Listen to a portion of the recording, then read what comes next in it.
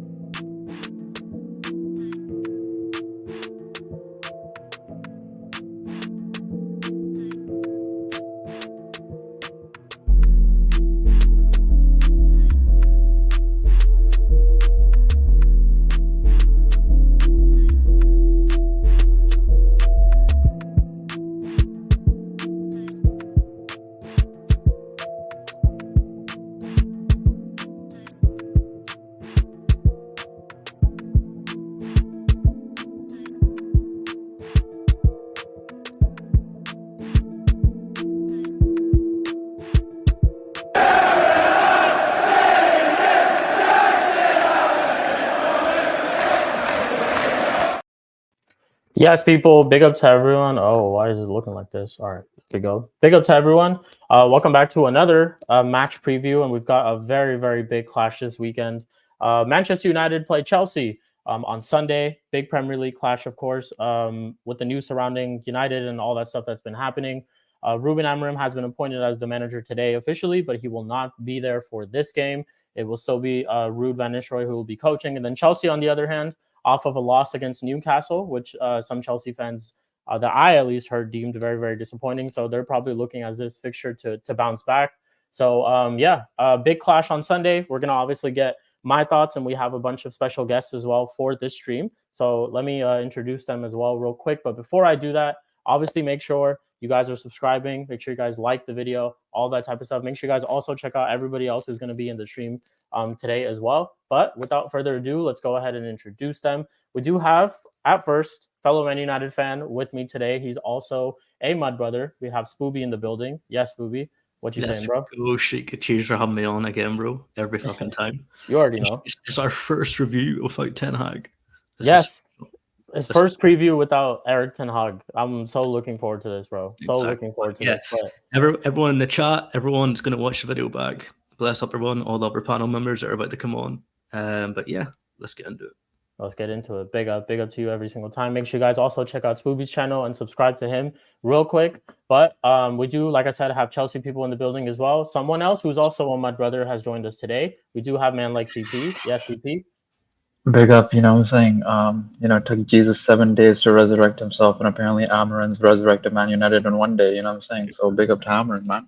Hey, you know what I'm saying? The way that Man United fans have been chatting, it's not like it's not that they're gonna get top 4. No, they're challenging. They're challenging this season, and they're going for the league next season, man. Let's go, man. Amarin's here, man. Let's go. Let's go. Hey, let's go, man. Let's go. We'll talk a little bit more about Amarin too, because obviously the news dropped that he's officially joined today. So we'll get everybody's thoughts on that real quick as well before we get into the fixture. But last but not least, we do also want to welcome another special guest who has appeared on the channel multiple times before and will continue to. Man like Prime is in the building as well. Yes, Prime. Can you hear me? You guys couldn't wait until after this game to sack him. You couldn't wait. You couldn't do me a favor. It's so crazy that literally everyone has been telling me that. Lewis as well. Shout out to Lewis, man. But yeah, other than the football, hope everything is good with you, Prime. Obviously appreciate all you guys for hopping on the stream and talk about this fixture, but let's just pretty much get straight into it. Big up to the chat as well. I see Prime's comment. He said Chelsea going to OT during a manager bounce. I've seen the script, bro. Shout out to Dia. Shout out to Don C as well. Shout out to Manj. Big up to Manj and big up to Don C. But yeah, let's pretty much get into it. We'll go to the Chelsea fans first, because obviously the mood here at United is just it's pure happiness. It's excitement. I wouldn't say it's like everything has been restored and everything is okay. There's obviously still a lot of issues that need to be addressed at the club for sure, but it's been a long time since there's been a smile on mine and Spooby's face, man. So it's like, we'll get your guys' thoughts first on this game, because obviously you guys are hoping that Ten Hag would stay for this game, and that would be the one that would get him sacked instead of West Ham United. But yeah, Chelsea, obviously you guys understand our situation because you were in that situation yourself with under Poch. Now you've come under Maresca, who's actually been performing more than what maybe some fans expected. That's at least what I would say.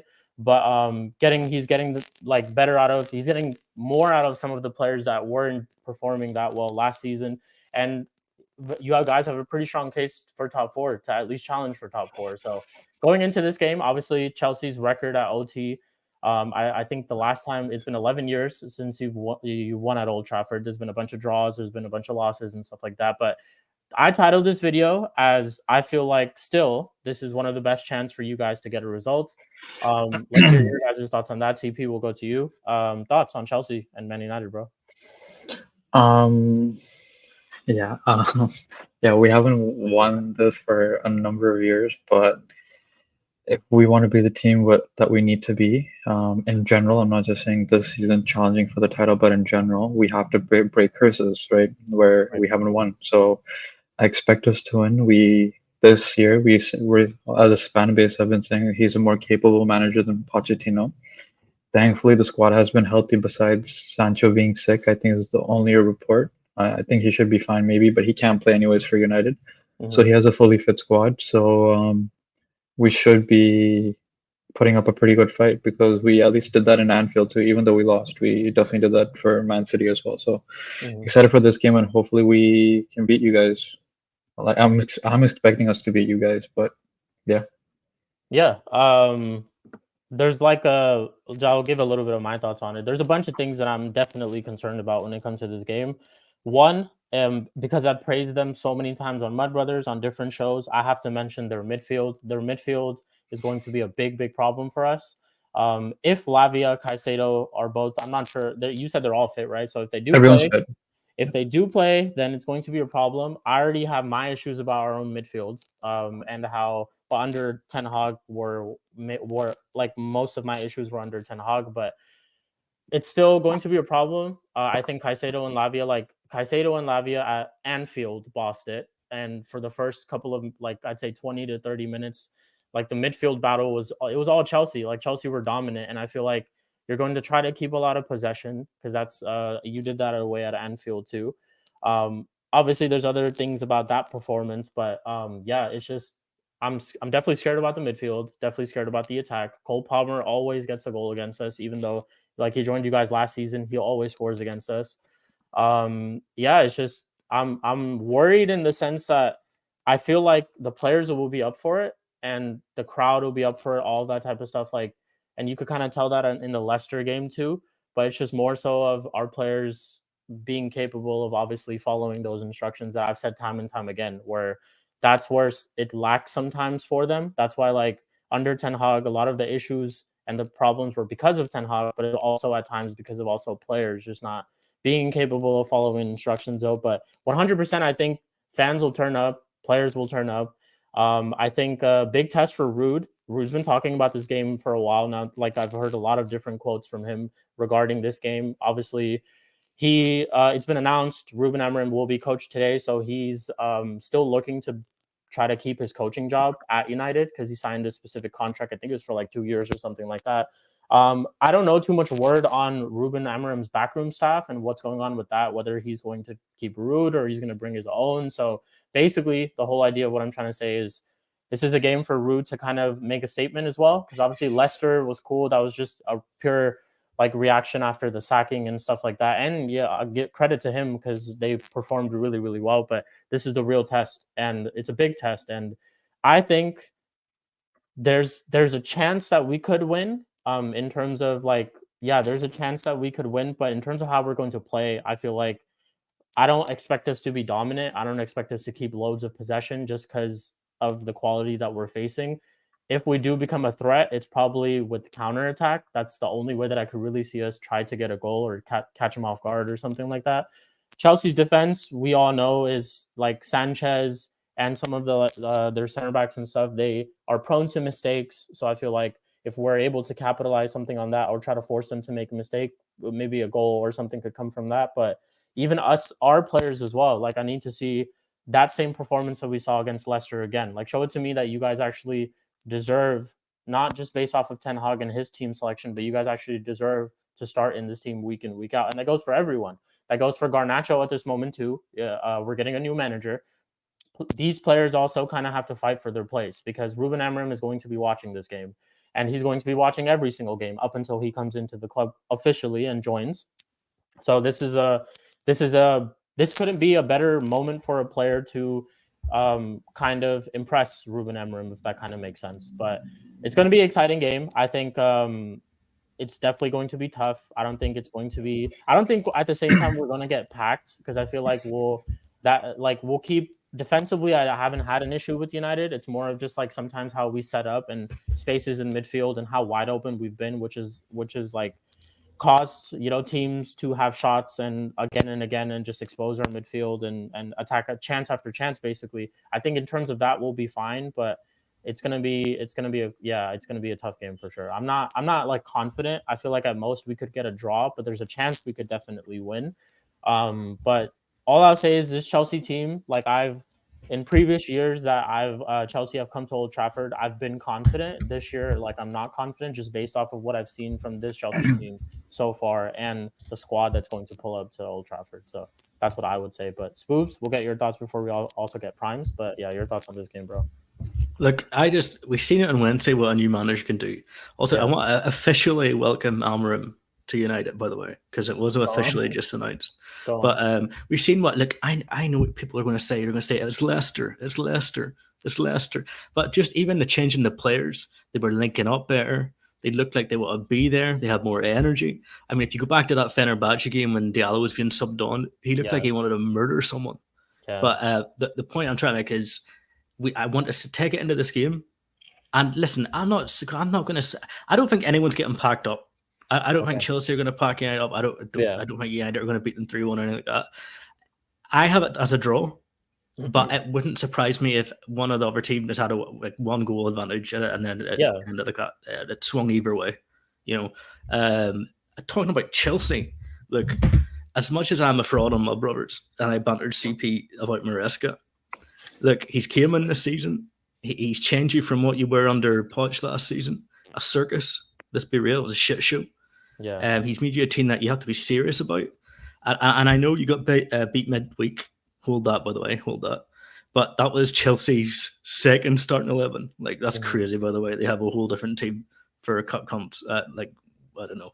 But anyway, we're not playing that Chelsea. We're playing the Chelsea that beat Newcastle. We're playing the Chelsea that at parts in the game, especially the first half, we're taking it to Liverpool. Like, let's be real. Yeah. People don't understand how good. I think Chelsea are third or fourth team. I don't think that's unreasonable to say. But Chelsea are fifth at the minute. They're 1 point behind third placed Arsenal. Like they're not far off Arsenal. So again, I want to see United play speaking about players, I just want to touch on players because it's easier to say Palmer. I want to bring up Jackson, okay? Mhm. Jackson, okay, this season has farly improved. It's so much better, in my opinion. Finishing's better. We always knew he's had pace. When he gets the ball, when he gets you on the break, he is hard to catch. Mbappe take notes. But the point, one of the other things, is the one thing I do think we can get at Chelsea is their defence. Their centre backs aren't all it. Mhm. You say in their full backs, Reece James looking good in his past games, looking very good actually, to be honest. But I still think that defence and the goalkeeper, I just think at times it's very risky. Every time in that Liverpool match, I was nervous every time that ball went into that box. It just seemed like a scramble all the time. Everyone is going all over the place. But I can get more. And also, there were some Liverpool fans saying that we're going to hammer Chelsea. We're going to hammer them. I'm not naming names. I won't name names. I'll do it for you, Hussam. No. I'm not Hassam. No, that's okay. I'll do it for you. I'll call him out. You don't have to call him out. I'll call him out. It's okay. But yeah, they earned the respect. They're a lot better team than they thought. And to think that either team, that's why Prime said something backstage, but I'm going to let him bring it up to everyone in the chat and stuff like that, because I don't know how you can have this view. I get that it's a new manager bounce. It's Old Trafford. Chelsea's record there. But let's be real. When I bring up Palmer, I bring up Jackson. If you ask me to bring up a United player that I think can make a difference, I struggle to do it. I don't think we have any game changers in our team. What I'm wanting is a solid performance from everyone, and no silly mistakes. And I think we can get something, draw or maybe sneak a win. But I think draw. Yeah. I think I'm not going to lie though, I'd be disappointed if we do lose, because I feel like we shouldn't go into any game. We should obviously, strive for 3 points, put in a performance. Like right now, there's nothing there's nothing that's really holding them back. Like until Ten Hag, right? Ten Hag, I get it. The vibes at the club were bad. Like it was toxic for players. People who were his guys started to turn on him. Now there's none of that. So it's like now I expect everyone to basically be completely locked in for this fixture. And yeah, just go out and play like how you did against Leicester, because against Leicester, they were expressing themselves. And I like that. And like when they were able to express themselves, look at what they did. Like when was the last time Casemiro stuck at top bins? Like for real. To score a goal like that too, And you could just tell, and it's no surprise that after a game after Ten Hag gets sacked, he pulls something like that off. Like Bruno, even though as much as I still don't rate Bruno, and as much as I criticize him again and again, one of the goals that he scored, just him expressing himself, the one where he just went past the keeper and just kind of like dribbled it right past the keeper, like all that type of stuff, just expressing himself basically. And we'll get that against Chelsea. And I think that's like in terms of tactics, like there's nothing really much that I can say. Like I said, I feel like the only way that we score goals is through counterattack. I don't think we're going to dominate midfield or any of that type of stuff. I think Chelsea will definitely keep more of the possession. But the only confidence that if I do have some is just purely vibes, and it's purely just emotion. Yes. And I'm keeping it a buck. And that's just what it is, because I've seen this team, and I know still that even after Ten Hag is gone, like these players right now, some of them are not capable of doing certain things. And I feel like just because RUUD's here and a person got sacked, yes, that helps in a certain way, but it's not going to drastically change a lot of things. Still the same player up top. Yeah, and also I'm giving my respect to Chelsea. Like I'm not disrespecting Chelsea. I'm giving my absolute respect to Chelsea, because I'm, like I said, this is not like previous times. Last year when you guys came to Old Trafford, I still thought you guys played well. It's just you weren't able to score, like finish your chances. It was only a 2-1. And you guys, I still thought you guys played decent. Like you could have gotten a result. This time, obviously, conversation has changed because you're a much, much better Chelsea team. So it's like last year, if I thought you could still get a result, this year, I completely think you could 100% get a result. So I'm giving my full respect to Chelsea, but it's also just I have more doubts on us rather than doubts on you guys. And that's why I'm predicting the way. And Shik, remember our attackers, like, don't get it wrong, we scored 5 goals against Leicester. 4 of them were from midfielders, so our attack still, like our attack still isn't good. I don't see the attack all of a sudden becoming, or the United fans saying 78 goals this season. Like, I don't think it'll turn into that all of a sudden. Yeah. But yeah. Yeah, I hear you. But Prime, let's get your thoughts, because backstage you just a hint, you said you were a little nervous about this game and you're not looking forward to it. So give us your thoughts on that. It's not even nervous. I just accepted what the game's going to be. Accepted, okay. It's been 13 years. I know what Chelsea is like at Old Trafford. Yeah. Everyone, it's the same cycle. United go through a bad period. The manager is bad. The players are bad. Chelsea are on a good run of form. We're going to smack up United at Old Trafford. We come out of the game, barely alive. It's the same cycle over and over. I'm sick of it. I think, I agree. I think realistically it'll be a draw. Could I see United nicking the game? Possibly. I didn't watch you guys against Leicester. I have not seen any highlights. I don't know how RUUD has you guys set up. I heard you played a 4-2-2-2, a 4-4-2. Yeah, right? Pretty much kind of like that. And the lineups and stuff was pretty much the same. That Ten Hag was using. Yeah. I just think if you guys sit deep and defend and play on the counter attack, you could find some real joy. Our defense is still, shaky. If you use Sanchez as a press trigger, you'll find joy there. Yeah. I'm just not looking forward to this game. That's why it's like, for me personally, right? It's like, it's only those certain things that I feel like we could do something rather than just the overall performance. Like, our team's just not there yet. And it's like, we'd have to, for us to try to press Sanchez and him to make a mistake, that means we'd have to be on a high press, and our players would actually have to press at all times. And I feel like, do I think these players are capable of doing that? Not entirely. That's the thing. You can, because like when you guys are talking about vibes, in a one-off game, you can get through it based off vibes. Yeah. Like, I think, again, with Ten Hag gone and like United fans now going back to Old Trafford, everyone being positive, this is not a good time for Chelsea to play United. I know Chelsea have been brilliant this season in some parts, and as I'm looking forward to seeing what we can actually do. Have we actually turned a corner? Is this real? Are we actually progressing? I'm looking to see what Jackson can do as well. But I just think, I don't know. I just think it's just, I just don't see us winning. I'm just honest. I just don't see us. You resemble Amarin. Everyone's been telling me, literally, sorry to cut you off. Yeah, everyone's just literally been telling me that, but it's cool, man. It's fine. I'll take it. Run with it. I'm just not looking. I'm just really not looking forward to this game. I'm really not. And it's also the way Chelsea fans are talking about it. Big up Daniel as well. The way Chelsea fans are talking about it as if we're just gonna roll over and batter Man United. When have Chelsea ever done that in the Premier League era? Even when we've been great, I don't think we've ever just rocked up to Old Trafford and just ran you guys over. So I'll take a draw. I'll take a 1-1 or a 2-2. If we nick a win, I'll be shameless. But I just don't see it. I really don't see it. Got you.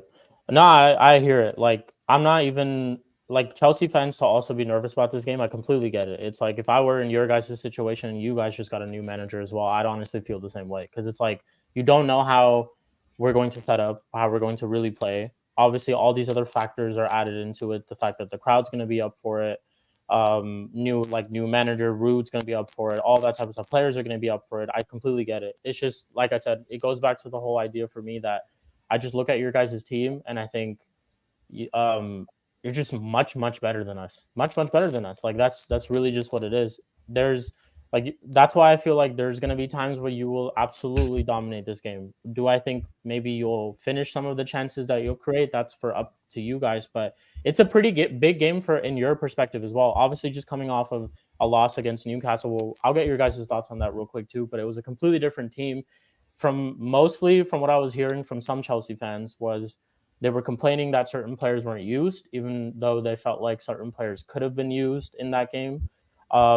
Performance-wise, though, like I just saw highlights. I felt like you guys created a decent amount of chances, just weren't able to finish. And just towards like Joao Felix was someone who had an absolute howler. Like, he had so many chances that he could have scored. He didn't even get it on target. Nah, but he had a normal João Felix game. I'll be honest. He had a normal normal João Felix game. Fair enough. But Yeah. well, let's actually just get into that. So yeah, are you more concerned about? Is it like your thoughts about, to you specifically, Prime? Like your thoughts about this game? Is it more based off of just the whole thing about United, or is it also like you're saying that because of the performance against Newcastle? Like, is it something stemming from that as well? No, the Newcastle thing is not a fact. It's just United. Yeah.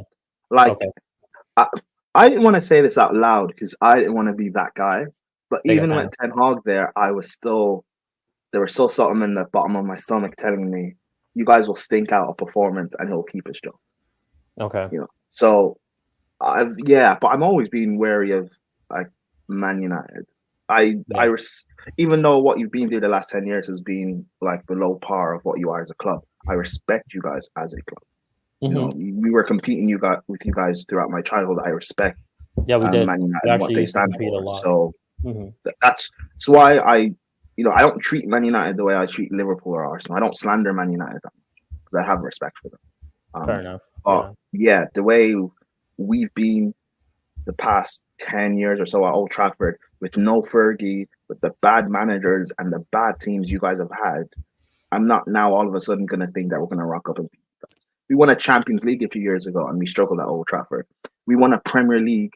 We won 2 Premier Leagues in this time span and we still struggled at Old Trafford. So I'm not going to think now with a few games into a season or a few months into a season that all of a sudden that changes. I don't think so. No, I hear it. Big up. So Prime, you're pretty much saying occasion is going to get you. It's not like an individual United player. You're speaking about occasion. I think that's fair, though. I think it's fair. I think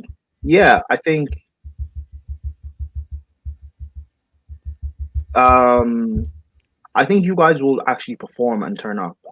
I think as well as Chelsea will probably play, you guys will perform, you'll turn up. We have, like, Sanchez will pull off a bozo moment. And to be fair, we haven't lost a game due to Sanchez's bozoness. I think that could possibly happen today. Or Sunday, I should say. Cole has looked good for the most part this season. And I've had to eat my words on him because I've slandered him for 2 years straight. And he looks like a very good centre back. Fofana, he's looked good this season, but at times also a bit shaky. Reece James has come back and he's looked fine the 2 games he's played. But where is he going to play? Is he going to play on the right side of the defense or on the left? Gusto, I'm a big Gusto fan, a massive Gusto fan, but he's not looked good this season at all. So it's just really a toss-up. And also Pedro Neto is going to start, which might be a good thing, but he's not looked amazing this season. He's been kind of inconsistent. Madueke, I understand why he starts on the right, but he's also a bit inconsistent. Like he'll beat his man, but once he gets past that, his decision making can be up and down. So I just don't have any confidence at all. I don't. Fair enough. CP, your thoughts? Obviously, give your thoughts a little bit about the Newcastle game as well. But going into this one, yeah. The Newcastle game was frustrating because I hate doing this whole XG thing. Like, we created more chances. I think they had a total of 4 shots and 2 on target, and we had 8 and 4 on target. They had 7 touches in the box, and we had 30. We had 2 XG, and we fucking didn't score. João Felix was even the goals too, that they scored. The first one, Isak, was a mistake. Who was the center back who gave that away? It was so basically it was Sanchez passing to, I think it was Badiashile, and then Badiashile passing to Vega, who was under pressure, gave the ball away, and then that was that. And the second goal was a whipped cross where it was an own goal, though. Badiashile. Yes, because it was Disasi who fucked up the clearance when he was on the line. So it basically became an own goal from that, an idiot. We had enough to win that game. People were on Maresca for not subbing in Palmer or something like that, and then the manager said he's like, I think Nkunku and Felix were performing well. I disagree with that, but I think what he was trying to say is they did enough to fucking create chances and win the game, and these idiots did not. So that's my thing on that. But with regards to this game, I agree about Caldwell. I actually want to I want Maresca to play exactly what we did for Newcastle. So Okay. Neto on the left, No. and then I want Reece James as left back. The reason why I want Why? Reece, yeah, I'll tell you. That's what I was. Thank you. I was gonna tell you why. So, specifically, I was literally gonna say it, and you're like, what? The reason why, sorry, the reason why I want that is because, I'm just saying it for. I think the bigger games, I want that for now. I was just basing it on Newcastle because the way Reece James was playing, um at the left back in terms of the balls forward were exactly what we needed. So you know how we keep on saying the one good trait about Enzo Fernandez is his long passing and his line breaking balls. So pause. I think it's very much that's what Reece James was doing for Newcastle actually. Hey, yo. So what he was doing is he used to get it from left back. Yeah, yeah. I know that's why I said he Yeah, used to yeah, get it yeah. from left back and just launch it, Mhm. right? And sometimes Jackson used to get it, but he used to give that extra surprise threat, right? That people weren't expecting, right? And so he gives us that Enzo Fernandez factor in terms of passing from that passing range. So that's why I want that. Because if we are gonna go after you guys, then we need to go after you guys with pace. Yeah. Because I think your center back pairing and goalkeeper are definitely better than ours.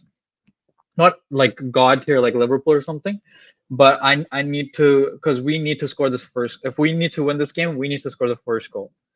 Because if we don't, then I think it's going to be a draw or a loss. But if we get the first goal, then that would give us confidence and would mean a lot to us, at least at the very least, not losing, Mhm. right? Okay. But if you guys score first, then I think we're gonna draw at most or lose, because the way the crowd is gonna be, the way the manager, the whole players, they're gonna fucking buy in, and they're gonna go for it, right?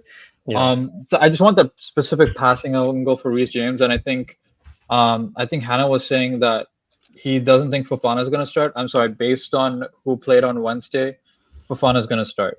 It's the starting lineup's going to be exactly as Newcastle, Yeah, makes sense. exactly as Newcastle, because Gusto didn't play, Reece You James rested a didn't play. bunch of players. Yeah. No, we rested everyone. Everyone who Yeah. played Newcastle did not play at all, Mhm. right? I think at most Madueke played 25 minutes Yeah. cameo, right?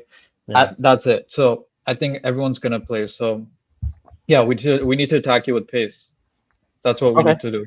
So yeah, well, speaking of lineup, we'll actually just go straight into that. So first, we'll do our own lineups and what we think our lineups are going to be, and then we'll do a combined 11 and stuff like that for the chat and stuff as well. Obviously, in the chat, if you guys have any questions for any of us, please drop them. Like in mid conversation, we'll go through them as well. But Yeah. CP, we'll start off with you. Your predicted lineup for Chelsea against Manchester Yeah, United, or so basically it's what gonna you would be want. yeah. So what I would So it would be Sanchez, Gusto, Fofana, and Colwell Okay. with Reece James as left back, and then it would be Lavia and Caicedo with Palmer as 10, Madueke on the right because Sancho can't even play if we wanted him to play because he's on loan and all that Neto. from you guys. Yeah. Neto and then Jackson. Jackson. Okay. Big up. And then Prime, same thing for you. You think is pretty much the same lineup and what you would go with? I mean, it's what Maresca is going to go with. So, what would you want? Yeah. Was there anyone you would replace? I'd play Cucurella, but he played midweek, so I know he's not going to play against United. Okay. I think potentially Mudryk has a shout, but again, I think he played the full game against Newcastle. Yeah, he did. He did play full line because we only had one substitution. Yeah, but I agree with CP. If we start off early, if we can score within the first 10, 15 minutes and really just silence United fans, I think that will massively help. Yeah, I think that would also, that would really like dampen the mood in that stadium as well a little bit. Because the reason I'm saying the first goal is even if in the first half, if we concede, the way Prime can attest to this, the way we've been throughout the season with Maresca is in the first 5 minutes, at most, I think 7 minutes into the second half, we score a goal. Okay. It's happened, I think, 6 out of the 9 games we've played in the Prem. We've scored in the second half in like the first 5 minutes. Yeah. Okay. Fair enough. Spoobs, we'll go to you. United lineup, your predicted one. What do you think? So I don't think there's going to be much changes. I think he's obviously not going to put Bayindir in there. It's just going to be Onana. He's not going to put. yeah. He's not going to put Lindelof up the back. It'll be De Ligt. And he's not going to play. Lindelof or De Ligt started. It won't be Lindelof. It'll be Martinez because he played left back against Leicester. He'll go back to centre back. Maza might come in, and then he'll play Dalot.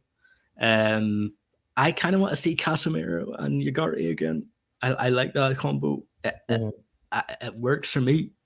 And then he might switch out Rashford or Diallo or Garnacho. I don't have a clue. He might start Rasmus. So I don't think there's going to be crazy differences from what we're going to put out. It'll be the usual suspects. But yeah, that's it.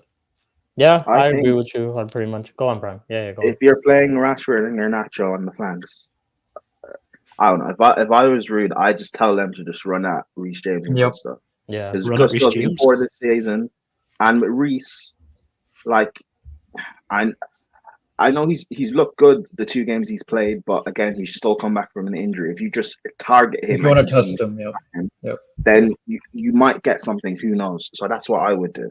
I'd play Garnacho up against Reece. Yeah, I was actually gonna say I'd play Garnacho. Like, listen, Garnacho is not the best talent and stuff, but I kind of understand why Spoobs rate him. Garnacho has this irrational. Well, no, hold on. Garnacho has this irrational fearlessness about him. He does things that he should not be able to do based off of his talent alone, and he's a road runner. Sometimes he's someone who won't care going up against Reece. He'll just continuously run and target him. He played against Reece last season, I think, and he had joy against him. And to be fair, Reece was also still injured as well. But yeah, I think that could be a way United could get joy.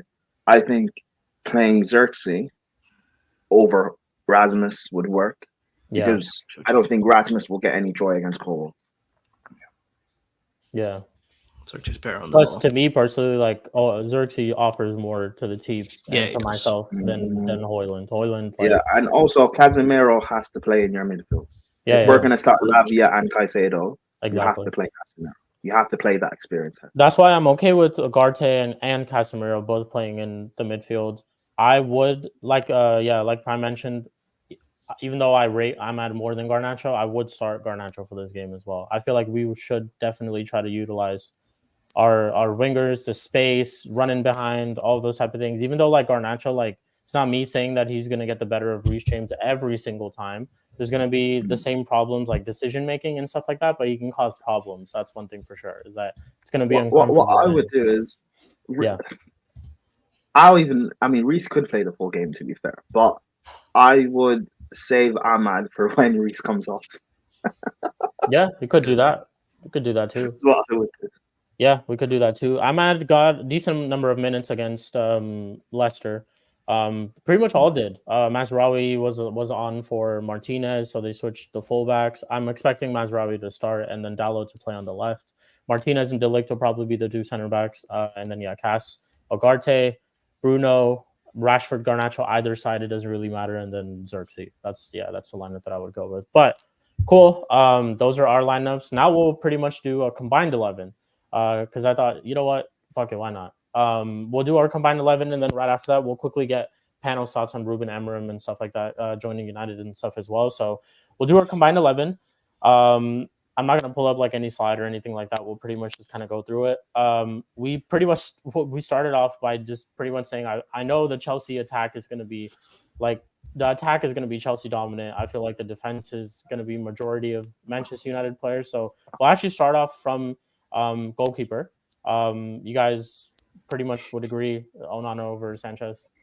Yeah. Okay, fair enough. We'll go with that.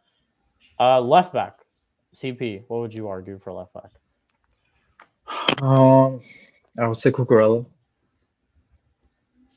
I'm reading the comments. I know, I got you. I'm reading the comments. You said Cucurella? Yeah. It's fair. I could. Between who? Cucurella and Mazza?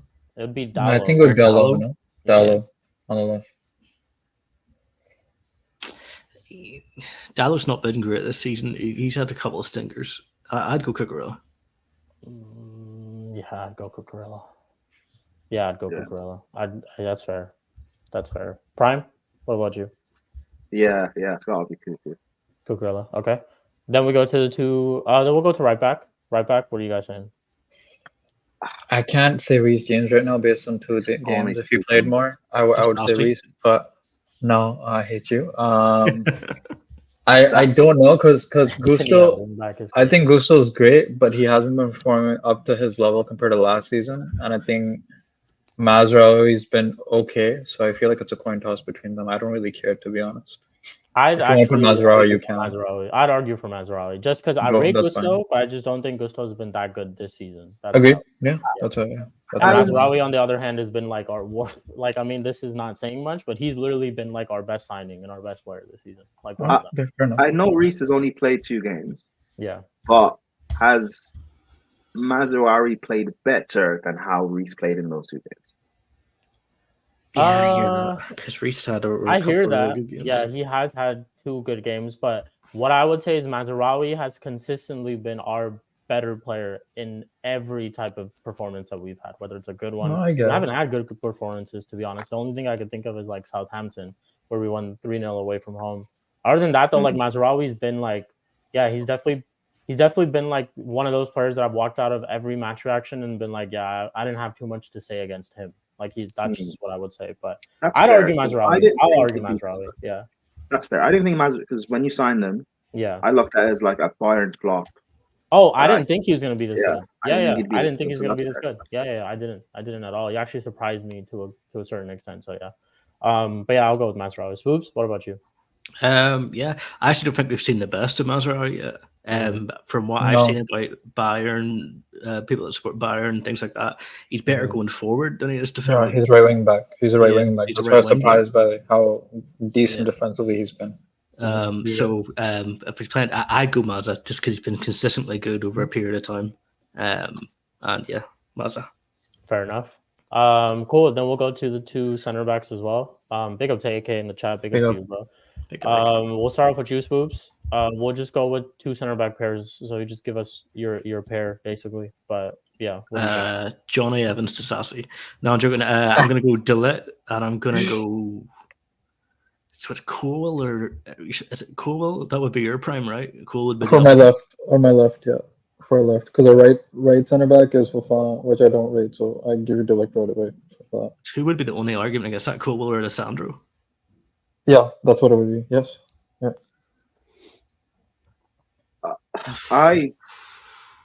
I'm going Johnny Evans and Cole. You're joking, though, aren't you? I'm not. I rate Johnny Evans highly. I'm not joking. So did I. Trust me, so did I. Love him, but I mean, if we're being serious, you know, has Evans not been your best center back this season? Dude, he's played 2 games. Yeah, it's like putting Reece James. Then we didn't put Reece James because of game time, right? John Evans has been very good. He will give you a solid 6-7 out of 10 every game. You'll rarely see a bad game for him, but he's not. It'd be Alessandro over Evans. Yeah, he's just not played. Like Reece's thing is different because obviously Reece, like when he's fit, he would play there. But Johnny Evans is like he gets his minutes, but doesn't matter if he's only gonna play like consistently again if someone else is injured. Like he's not our starter basically. But that's what I would say. Big up to Victor. Big up Victor every single time. I was gonna go Colwell and Delict. I think that's I was gonna go Colwell. Okay, I would go the same. Go the same. Cool. Yeah. So we have so far Onana in goal. We have Cucurella. We have Delict, Colwell, and then we have Mazraoui. So it's 3 Man United players and then two Chelsea. And that's where United players end. Okay. No. You got your attack. Don't worry. I'll start off with the midfield. I will actually go with formation wise. What are we going? Are we going for like a 4-3-3? 4-3-3. Yeah. Okay, like it doesn't matter 6 or 8, doesn't matter, and then a 10 basically. Okay, cool. Yeah. The 2 6s or the 2 8s, the pivot basically. I'm just gonna give it to Chelsea. I'm gonna say it's Lavia and Caicedo. I'm just gonna give it straight away. That's just me. Yeah. Spoos will go. Yeah, I go Lavia. I don't think any of our midfielders. No Enzo. I don't think any of our midfielders like. Spooby, by the way. I wanted to come on a few weeks ago and speak on this Enzo stuff. Oh, yeah? trust me, we're gonna talk about like all these other stories that we've been hearing about our clubs. We're gonna talk about that like right after, towards the end of the show. So don't worry, I'll let you guys. I'll get my thoughts on Enzo and the fact that he wants to throw away his family just to be a hoe is crazy. But like we're gonna talk about all that type of stuff. But back to the lineup though. I'm going with both Chelsea midfielders, Caicedo and Lavio. None of our midfielders have been anywhere even close to them in terms of the performances that they have and just the talent. They're just so good. Caicedo, like nobody really talks about it, but that price tag is fulfilling itself. I will say that in the past 2 years, he's actually been consistently very, very good. Like Caicedo, I say it all the time. If Liverpool signed Caicedo, they win the league last year. They do. That's just what it is. But cool. So that's the two midfielders for me. Spoobs, what are you saying? Yeah, I don't think I can argue. Okay. Those two, Lavia and Caicedo. CP, what would you say? Yeah, Lavia and Caicedo. That's crazy. Manager of this combined 11. We can't because he's sacked, so he got to hold that. Yeah. You said same thing, Lavia and Caicedo? Yeah. Okay. Prime, you say the same thing? Yeah. Okay. Yeah. Cool. Then we'll go for the player in the 10. Again, I'm going to argue. You know what? Actually, now that I'm thinking about it, the rest of the team could literally be Chelsea. Like I wouldn't even be argue about it. CP, are we not gonna argue for Gusto in the 10? That's what Maresca's doing. No, Gusto doesn't play on the 10. He plays advanced 8. No, Maresca's been saying 10. Well, no, he's advanced 8. No, because you didn't see the reports today. What reports today? Oh, you haven't seen them. Okay, never mind. Okay. Anyways, Palmer and 10. But if anyone wants to vouch for the most creative midfielder in Europe, you guys can, as United fans know. Hey guys, I've seen the light with Bruno. No, what do you mean? He got 2 goals. No, he got 2 goals in this Romontada you guys are cheering about. Subscribe to Vader's channel real quick. Big up to Vader every single Big up Vader. Nah, bro, we're not. No, but you guys were hyped up. You guys are happy about Leicester, and that's giving you confidence. So he's the one who got 2 goals, right? Out of the 5. I was happy just about Leicester. Yeah, I was happy that he performed in that one. You saw the light. Were you a Bruno stan? Shitter than I even thought. Spooby, were you a Bruno stan? Terrible. Were you a Bruno stan? No, he never was. He's just joking. Yeah, he was never a Bruno stan. Hey, you never know because you stand Garnacho. You never know. That's kind of true. But I think speaking of like the rest of the team, if I were to make another argument of a United player making this team, it'd probably be Garnacho, just based off of his GNA. But I'm not even gonna do that. I still don't think any of our players can make this team. I would accept it too. Left wing, I'll accept Garnacho. Yeah. Fair enough. Well, Shik brought him up, so I agree with Shik. Let's put Garnacho in there. If you guys want to put Garnacho in there, that's fine. No, I'm left or right. I'll put left. I'll put left. Yeah, I'll put left because Madueke actually has goals for you guys this season too. If we're using that same argument for Garnacho, then I think we could use the same thing for Madueke as well. Yeah. For him to start. So, I'm not opposed to it. It's just me personally. I wouldn't. Yeah, I wouldn't. Neto's not been consistent, has he? I would say only the last 2 games. So I would say against Newcastle, and then the Greek side we faced is when he had a really good game, and then it got better, I would say, against Newcastle. I don't think Neto had a good game against Panathinaikos. I'll be real. Dude, he was our best attacker. João Felix was dog shit. He just got 2 goals because he was there. Yeah, and then Nkunku got a penalty, but he was our best attacker. But that doesn't mean anything to me. He wasn't that good. João Felix, we forgot João Felix. Fuck. So I mean, we rightfully so forgot about João Felix. Like, ain't nobody adding him. What's wrong, CP? Yeah, ain't nobody adding him to the Dude, I was with you guys when we were making fun of him for fucking missing for Portugal, dude. I was part of the all you guys laughing. All you guys were. Me and Jez were laughing our ass off in front of Eddie for Zhao Day. We literally in front of Eddie, we were laughing our ass off with Cheek. Spooby, it's fine. If you want to cook in this combined 11, you can have them, but I don't want them. Yeah, I don't want them. No, I'm good. Yeah, not saying. If I need a YouTube compilation, I'll put them in it. But It's apart from crazy. that, Like in hindsight of all of it, because it all started from the whole Samu deal and stuff. Y'all should have just got Samu. Samu's cooking. He's Dude, scoring no, goals it's because for it's Porto. no, dude, it's because he apparently had Yeah. a medical problem. That's why he Yeah. backed out of this whole nonsense. And Because I remember I said this, like I said this at that time. I'm not gonna be shameless. I'm just gonna call myself out. I said this. I said at that time I thought Joao was better than Samu because I thought Joao would offer more than what Samu would offer at that time. I thought Samu was just purely based a signing that you guys were trying to balance the books for, all of that type of stuff. That's literally what I said. Boy, was I wrong though. Jeez. I read like scout when we were linked to Samu, right? I read scout reports on him, and then he scored against us. I Against went Porto. on Yeah. Lewis's channel, and I said, Big up, listen, AJ, everyone still knows that Victor Osimhen is still my choice, right. but we don't get him, and we get Sandman. I'm okay with it. He has, he may be raw as a striker, but he's an instinctual goal scorer. I'll take him as a backup. Yeah. And people started cooking me, saying you only rate him because he's Nigerian. He's this Decepticon guy. Sell him. He's not good. Don't sign him. People wanted Felix. Hey man, if we signed Samu, he'd be the striker, and then Kupi would be balling in a 10. But, dude, I know. Yeah. But what about Jackson? No. I'm saying in our second team. In our second team, Samu would start. Oh, second team. Like that could have been their team. How many more players do you guys need? No. I'm saying instead of Zhao, so you know how Nkunku plays in the striker position in our second team, he would drop to 10, where he actually should be, because we have Zhao Felix there like a fucking idiot, and then Samu would be our striker. That's what we're saying. So same amount of players, just.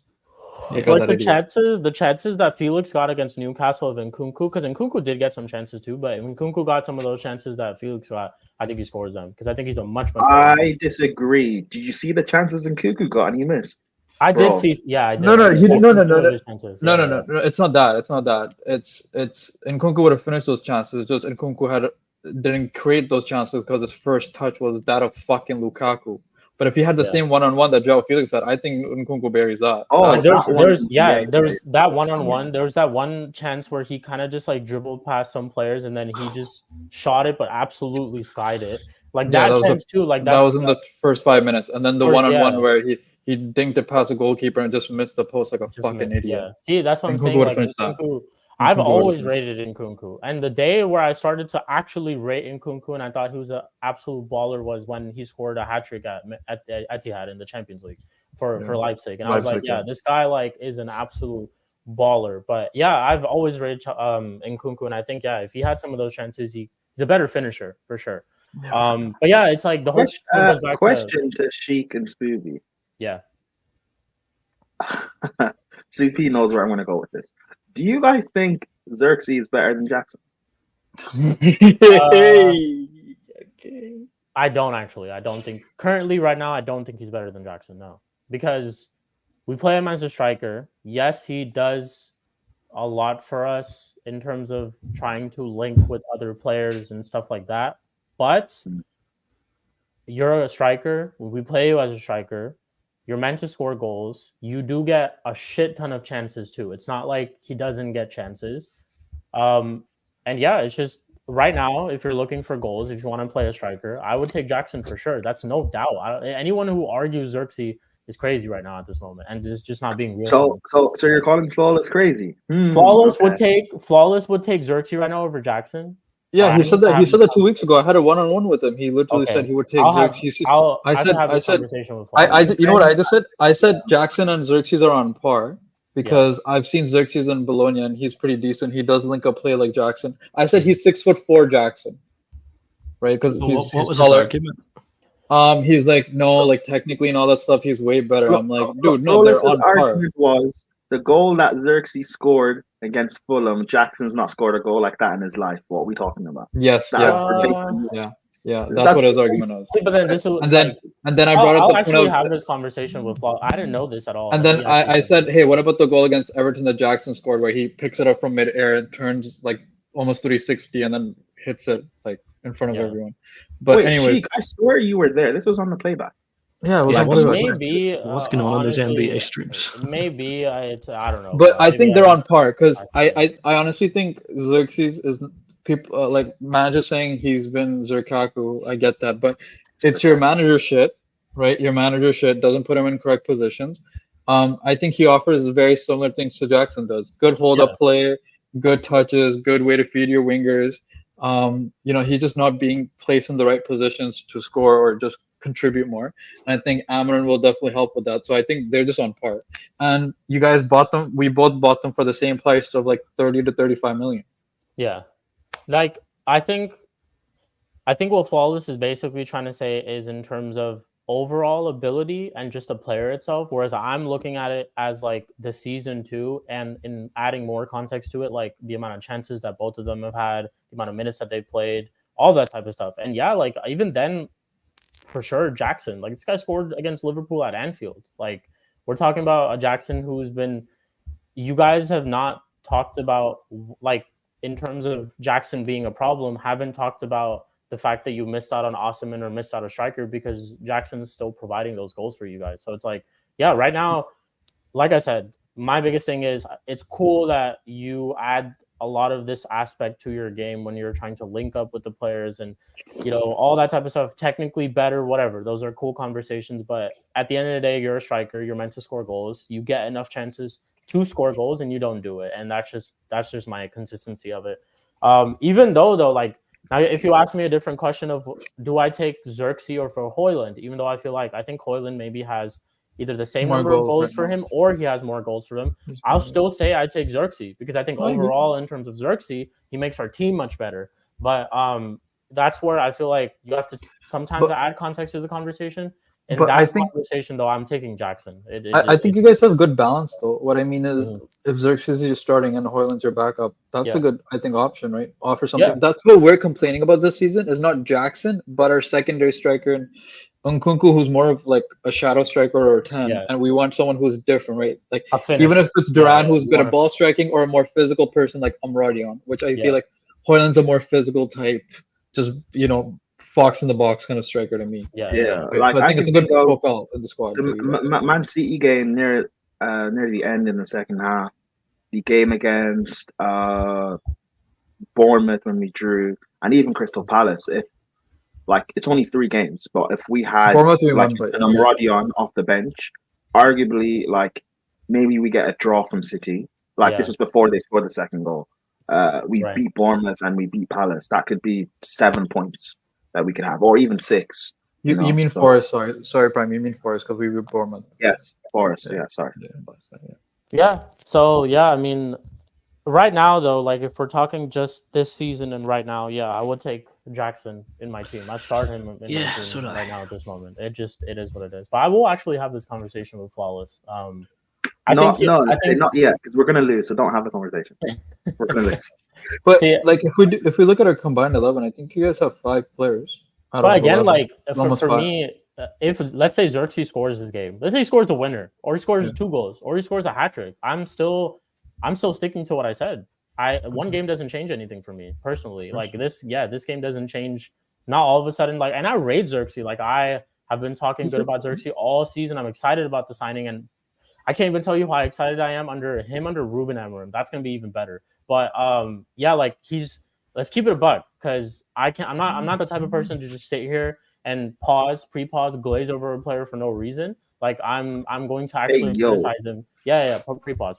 But I'm going to actually criticize him when I feel that he's deemed to be criticized. Like at times I've criticized Mainu. At times I've criticized Mazraoui for certain performances too. Like I've criticized Cass. I've criticized everyone. All the players that you hear me praise a lot about, I've criticized them. So my biggest criticism of Xerxes is you haven't got the goals. You need to score goals. And I know that he's a good finisher because of the goal like against Fulham. Like I know I think he needs to just get into a rhythm of it. I beg, if we get a penalty, give it to him. Just give it to him so he can kind of get into the groove of scoring and stuff like that. But like I think what I would say about Xerxes is that I feel like once he starts scoring goals, you'll see more production from him, better output from him as well. But it's us getting into that whole thing of him scoring goals. He needs to start. So that's just where it is, because he gets ample amount of chances. He does everything like well up until when it comes to finishing that chance. That's really just what it is. But I take Jackson over Xerxes right now. No problem at all. But cool. We've been live for pretty much an hour. we'll kind of leave the last like 10 minutes, 10 to 15 minutes or so to talk about stuff revolving around our club. So obviously, biggest thing that we'll talk about, and we'll get CP's thoughts because CP is actually someone who's been telling me a lot about this manager, and he watches him as well. So CP, Ruben Amorim, this was a manager that Chelsea were actually linked with, and I know you wanted him as a Chelsea manager. Liverpool were linked with him. Hold that, Liverpool, because he rejected West your Ham as dusty well. club. He absolutely rejected your dusty club. But also I heard it's because they didn't want to play a 3 at the back system or some shit like that at Liverpool. West Ham also, same thing. Didn't think that he was going to be a manager that's going to take them the next step forward or whatever. Cool, but he's here, and he's here at United. And give us your thoughts about Ruben Amorim. Yeah, I think he's probably my number one manager that was kind of available for the summer for us that I wanted, and Prime can attest to that. For me, it was Inzaghi first, and then Amorim second. And I was telling Prime this since last December. You have, and then I think third for us, I think I was telling Prime was Hoynes, who was Stuttgart's manager.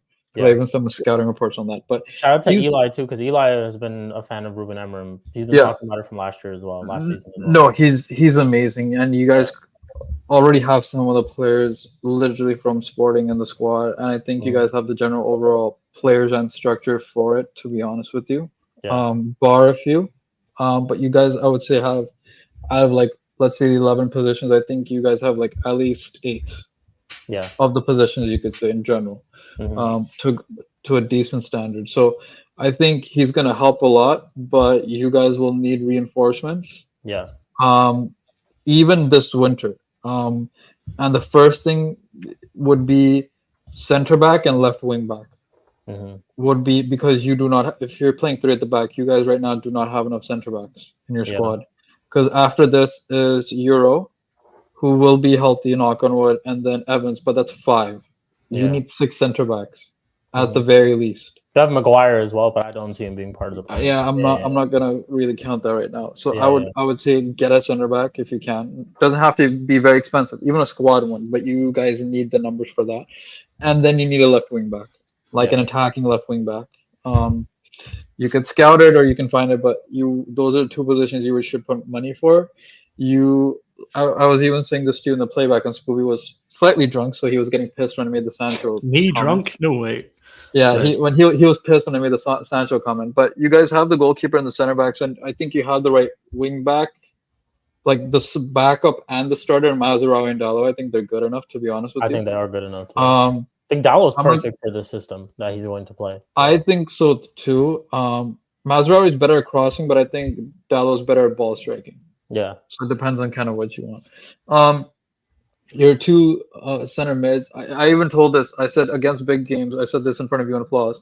It's going to be Ugarte and Casemiro for Amorim. Right? Because first he's played with Ugarte, and with Ugarte at that time was like a deep defensive midfielder at the time to pair with them, and that's what Casemiro is, right? And Ugarte is your runner.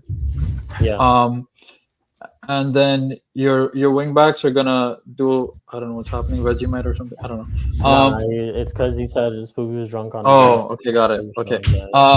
But and you have the striker, I think, in Xerxes, which I would say is like a no offense, like a B-Tech Gyökeres, if you want to put it that way. Yeah. Because Gyökeres links up and does all this stuff.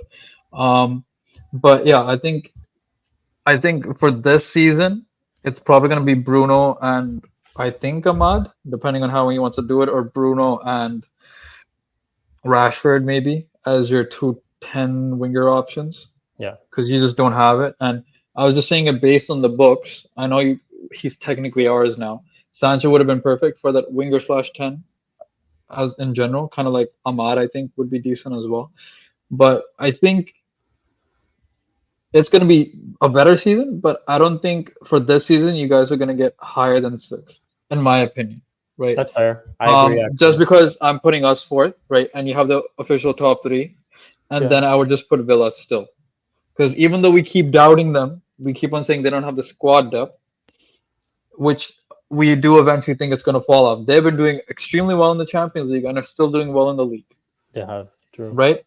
So the fall off will happen, but maybe they might be so much ahead in points where they might still, you guys might not topple them in terms of like getting 5th. That's what I mean, right?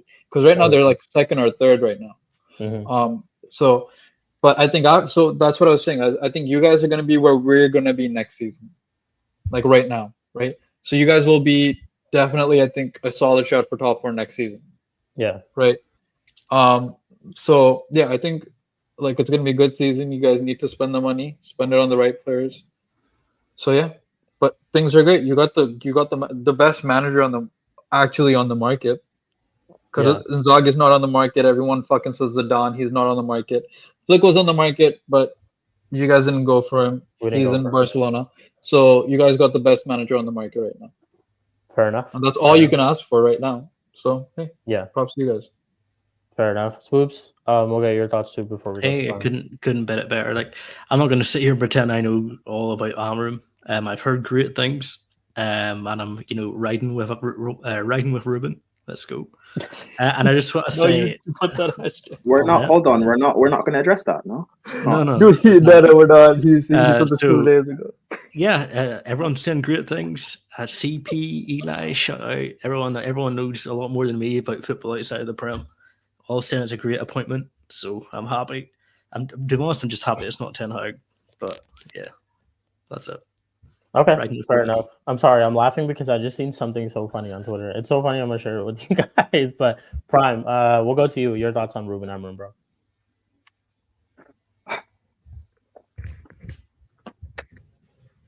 I'm pissed, man. This is the guy I wanted. Pause. It's the manager. Let me word that correctly. That I wanted at Chelsea, like back when CP told me about him. Yeah, you guys have like potentially the best manager you guys could possibly get. I don't know. If Ineos are actually serious, then potentially you guys are on the way back. My thing is this. Let me just put a little like asterisk. When the way people are talking about Amorim is the same talk that was said about Ten Hag. Mm-hmm. One of the best available managers in Europe.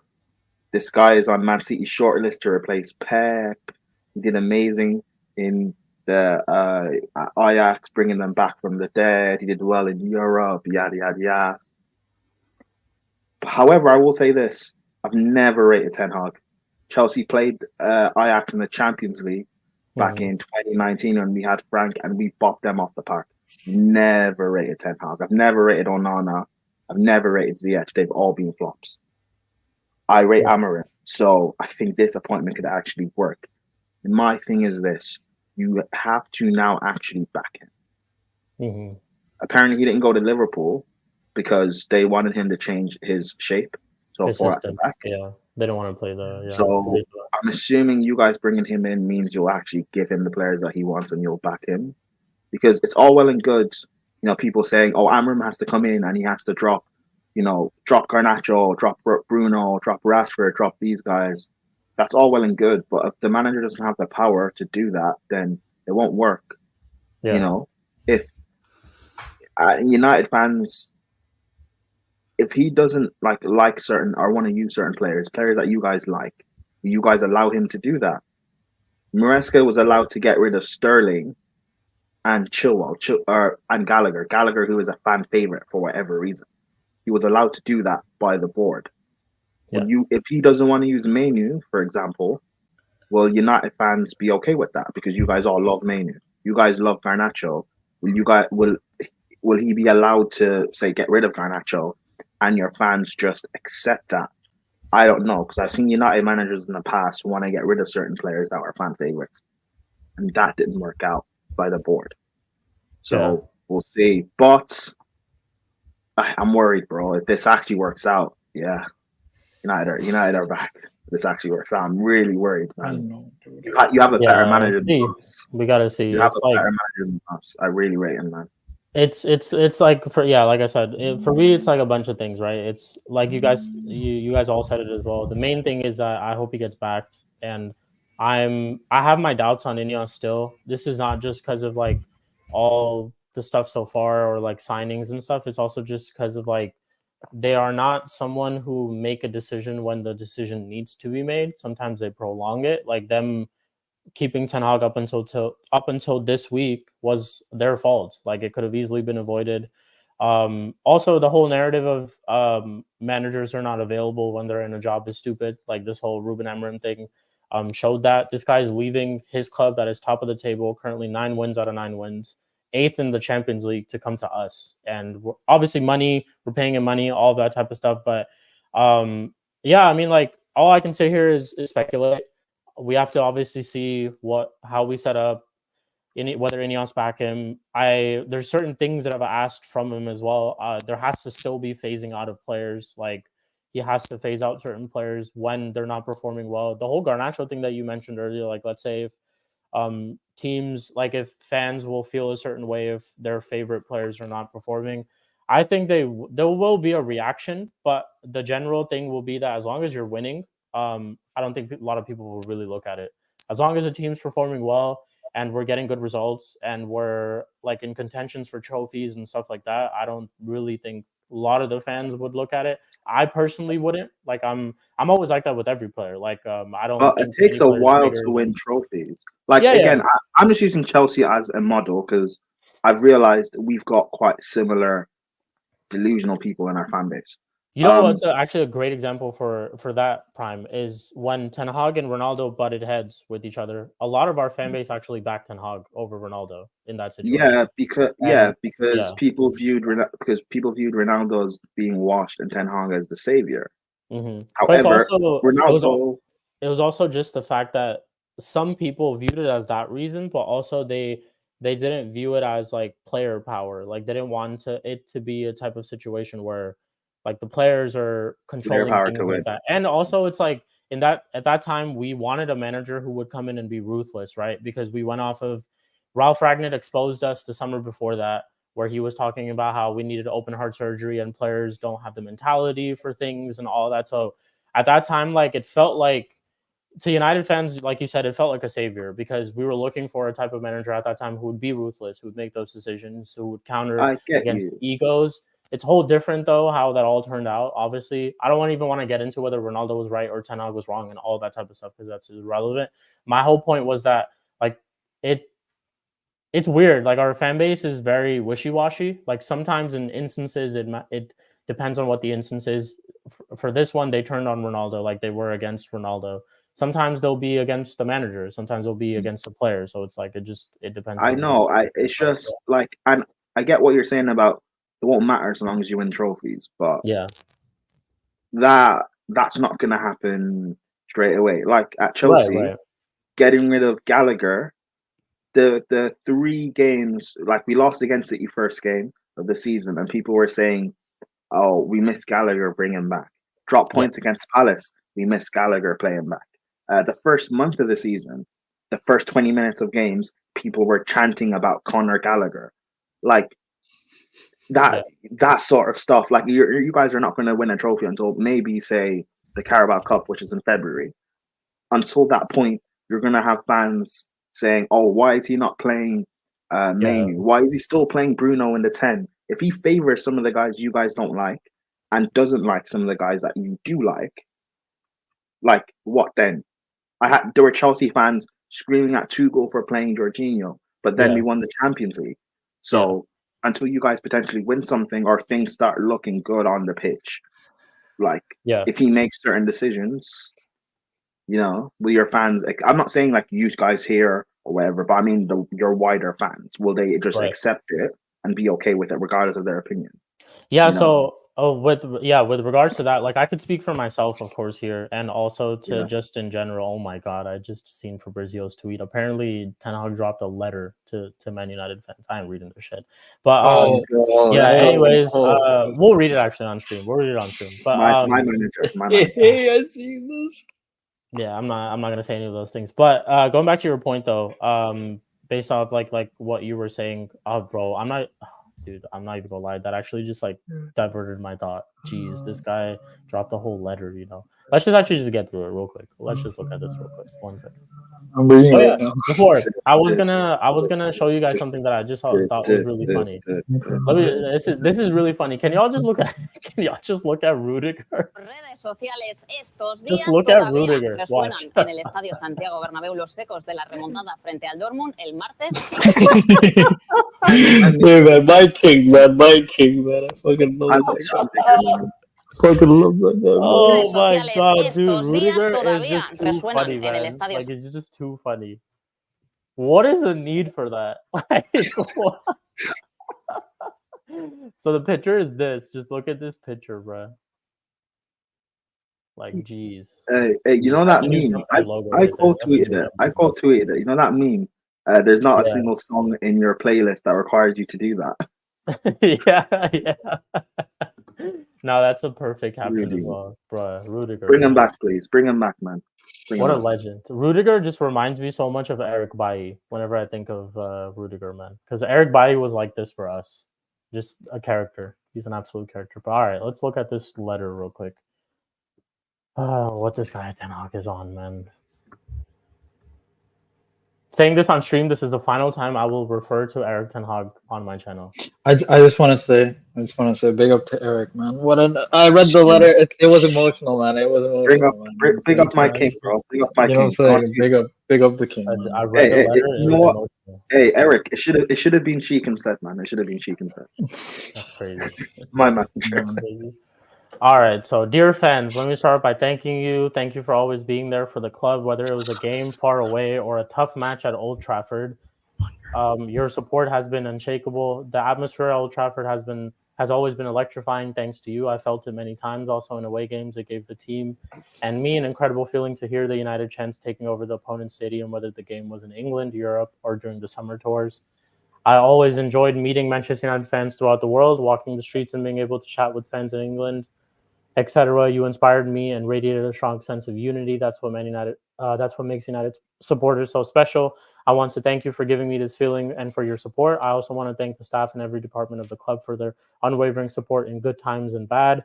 We won 2 trophies. Oh, here we fucking go. We won 2 trophies, achievements that I will cherish for the rest of my life. You cut out there. Repeat that again. You won what? Repeat that again. Yeah. What? We won 2 trophies, achievements there that you go. I will cherish for the rest of my life. Of course, my dream was to bring more trophies to the cabinet. Unfortunately, that dream has come to an end. Hold that, you fraud. I wish all Man United fans nothing but success, trophies, and glory. Your support and the warmth I received from everyone at the club helped me feel at home. Thank you for this chapter in my life, Eric. Like I said, we will Prime. I think I shed a tear there. Man. Bro, I'm crying, bro. I have real tears in my eyes. Enjoy your fucking 17 million old cunt. Did you cry when Poch left? I cried when Poch left. Yeah, I was a real. I shed a tear in my eye then. I did cry when I Poch shed a left. tear. No, I did cry too. I cried too. I cried. Don't worry, I cried. Hey, at least Chelsea had some class to sack him after the season ended, man. Have some respect. That's Have some true. respect, Ineos. See, that's why Ineos are hoes, man. Hey, listen. Speak on it. I agree. I said I have my doubts on Ineos, man. It is what it is. Hey, nobody asked you if it was a beautiful letter or not. That's the thing. I wanted to. It's okay, Joel. It's okay, Joel. This is what I'm talking Joel, about. Joel. Ask for your guys' opinions. This is a platform that doesn't silence people, unlike Man United silencing Eric Ten Hag. You know what I'm saying? It's all good, my guy. You know what I'm saying? Hey, Amarim, you have 2 years to win 2 trophies, bro. Hey, speak on it. You guys wanna try to do this to me, yeah? This is what I saw on Twitter and linked with you guys. Yeah, this is what I saw on Twitter. This is what I saw. So hey, no, we're interested. Hey, we're interested. You guys can, yeah. What? Oh, now don't say how inconsiderate. Like don't say how inconsiderate now. Hey, Sheik, I'll say this, right? Maresca saved Mudryk. He can save Anthony. Sure. Hey, I'm all for it. I agree with you. You know what the funny thing is? Anthony. Prime. You know what the funny thing is? This report, the link that it comes from, is also linking us to Tchouaméni. So if we're gonna get Anthony and we're getting Tchouaméni and we're getting Ruben Diaz, yeah, I'll fucking take it. Yeah. All of these are true. See, if we're gonna do this agenda, all of these are true. We're getting Ruben Diaz and we're getting Tchouaméni, but Anthony will be our takeaway. No, I'm taking it. Fuck it. That's Yeah, fine. let's go. That's good. Let's go. Yeah, that's fine. You tell me I get Ruben Diaz and Tchouaméni. Yeah, I'll fucking take Anthony. Yeah, take it. Here's the It's plan. good. CP, here's the plan. Here's the plan. problem. Here's the plan. Just take We Anthony. sell- That's all I care We about. sell Yeah. the Sassy and Badiashile in January. Diaz becomes our starting centre back over Fofana. Kukurea becomes the backup left centre back for Kobo, and Anthony is the backup left back to Kukurea. I'm there, man. Inverting. I agree. You should do that. Speak on it, speak on it. No, I agree. Hey, listen, I Let him can't cook. sit. Let him cook. I'm gonna sit here and just be honest with you guys and myself and say I couldn't agree any much more. You guys, I think Anthony, Let's go. like, oh, Agree dude, at the I bridge. can't, man. I would be really sad Hey, if let he him leaves cook. to Chelsea. Let him man. He's got passion too. If You got we the if we let passion, go of man. Anthony to Chelsea, it's Mm. Ineos, man. I'm sorry, man. I have to look at them different. Yeah, so Like, fair yeah. enough. Man. That's Fair true. enough, fair It's enough, just fair enough. Listen, It is what it bring Manu as well, man. I need a central midfielder. No. See that, Yeah. like, you No, no, Mane's you not don't have good. to No, worry about what do you all mean? What do you mean? Well, No, because you're signing. no, you were feeling sad. You sad, just said so- you're gonna sign Tchouaméni as well because Yeah, of it. yeah, So why do you we need can send Manu? more. We don't need Manu. Oh, Yeah, we'll we give do you- because we'll get rid of Dewsbury Hall. He'll be our Dewsbury Hall replacement. It's all good. Okay, man. No. He'll be the Enzo replacement. You think you could? Perfect way to segue into the last topic of this stream. Mr. Enzo Fernandez. Let me just speak to Enzo Fernandez directly. Enzo Fernandez, you absolute fucking bum. You absolute bum. Tell me right now, I'm being so shameless. I'm not even gonna say this. What is the difference between Enzo Fernandez and Bruno Fernandez? Really? Really? What is the difference? Yeah, at least Except Enzo, one guy just One costs like 100 starts with an million. Enzo, the other one starts with the Bruno, but they're both. Hey, Fernandes. But they're both Bruno- Fernandez's. Bruno's- Yeah, Bruno's not a hoe. that's true. Hey, what's Bruno going isn't a on? hoe. Bruno's a hoe to his team though, because he just be hiding and he wants to hide before Bruno games. Fernandez is a compliment to Enzo Fernandez. What's the difference between Enzo Fernandez and, I don't know, like any fucking Danny Drinkwater? He's exactly the Danny Drinkwater. For Hey, real. no, respect Danny Drinkwater. Difference bro. is at least he That's- drinks water. That's the difference. That's true. That's true. Enzo doesn't because How, he don't CP, drink water. how He a long hoe. did we argue on Mud Brothers about Enzo Fernandez? Months CP, and months and CP, I'm months CP, and I'm months. not gonna lie. I'm waiting for your apology. I don't know. No. First of all, no, wait. It's gonna be my section, right? So can I talk about it? Yeah, talk about He it. already apologized to me. 'Cause No, we had Prime, that so Prime. you've already given apologies to other people, but you haven't. No, I haven't apologized to anyone. No, I haven't apologized. First of all, if I'm gonna say anything to anyone, the person who said it first has been Spooby, not Shik. So I want to give Spooby credit first before anyone because he was the first one from Mud Brothers. Second of all, I've kept the same What do energy you since. mean? I brought up Enzo. No, Spooby did it in the chat in our group chat. He was the first one. No, Spooby was the first one. No, Spooby was the first one in our group chat, dude, in January. This guy was calling out Enzo since Jan. No, Spooby would do it more than me. Spooby would bring it up on days where I wouldn't bring it up. But I was originally the one who brought it up. I literally remember this Me and Sheik conversation. will both share this greatness. Yeah, we will. Okay, both you want to share say that? this Okay, anyways. we'll share this Um, apologies. Okay, but I'm not apologizing for Exactly. anything because Acknowledge me. sorry. I'm not apologizing for anything because this is the last time I'm gonna say this. I said this is fucking much. I don't care who the fucking manager is this season. He needs to perform, and if he doesn't, get out of my fucking club. So I'm not apologizing to anyone because I said that since March. So I don't need to. I haven't changed my tune because he's been performing shit. I said get out of my club. Oh, so you have to apologize to us for before March. For before March. Before March, we were saying this. We have been saying this before March. I said this last season. year. I started off last Yeah. season with an Enzo agenda. You remember this? I For started. my brothers, yeah. did. In Jan, We Feb, both when did. started, Me and yeah, Scooby yeah, both yeah, did. yeah. So that's what we need the apology for. We need you to say. I honestly think. say, Sheik and Spoobs, you were right about Enzo. That's it. That's Okay, all I'm saying. sure. You were right about Enzo. That's Okay. it. No, I can say you're right about him with regards to he's probably not good for this league, right? But he might be good for Serie A or La Liga, right? Because those same reports that I don't know why. It just this not a Enzo fault. Fernandez has Atletico Madrid written all over him. Just No, dude, no, I don't know no, why, but it just no, does. no, it's not Atletico. Do you know who's actually? I've said this and not in a troll sense, dude. Yeah. He's literally, and there's reports that Ancelotti wants him. because Ten Hag. I've heard reports that he wants to turn him into the next Tony Cruz or some shit like that. No, but not in terms of he's good as Tony Cruz, but they need a passing outlet that can do those long range passes. Yeah, and that's why they're also thinking of getting rid of too many in general. Yeah, CP, right? CP. So I think he might be, because dude, for us in Chelsea, dude, we've had players that have been way better than him join our club and been shit for us, right? What I mean is, we've had Shevchenko who won a Ballon d'Or with Milan and won a Champions League, be shit for us, right? We've had Crespo. We had Lukaku who was shit for us, but is balling again for Napoli, right? So it could be a case of they're not good enough for the league, or they're not able to handle the weight for our club, or whatever it may be. Yeah. So I think I agree with you. At the very least, he's not good enough for the Prem, right? Yeah. Could be too fast paced, because the one thing everyone keeps on saying as a positive for Enzo is he does well internationally, right? Because he's getting chosen every time for international tournaments, and he's performing at a decent level where they've won 2 Copas and trophies to account for it. So he's been a pivotal part of their team. So he might just be good for a Serie A team or a La Liga team where it's slower paced, as everyone keeps on saying, right? So but I do agree with you guys at the very least, he's not good enough for the Prem.